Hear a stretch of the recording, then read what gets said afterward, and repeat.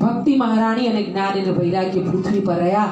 જ્યારે જ્યારે ભક્તિ મહારાણી પોતે મુક્તિને બોલાવે છે ત્યારે મુક્તિ પાછી પોતે પૃથ્વી પર આવે છે અને પાછી પોતે પૃથ્વી પરથી પાછી સ્વર્ગમાં વૈકુંઠમાં ગૌલોકમાં પાછી ગમન કરી જાય છે।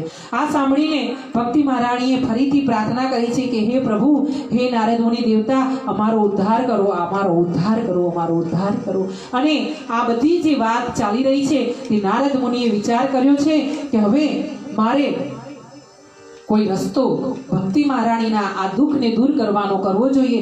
એમણે પ્રભુને આંખ બંધ કરીને જ્યારે ધ્યાન ધર્યું છે। કહેવાય છે કે જ્યારે કોઈ સાચા હૃદયથી પ્રભુને યાદ કરે છે ત્યારે પ્રભુ અવશ્ય કોઈ શંકા વગર તેને મદદ આવીને કરે છે।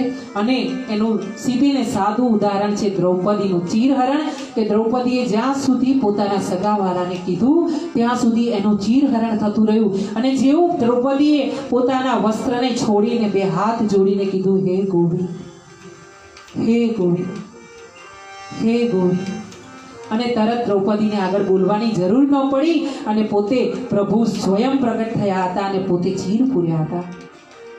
તો ત્યાં આકાશવાણી થઈ છે, જ્યાં નારદ મુનિ અને ભક્તિ મહારાણી બિરાજમાન છે।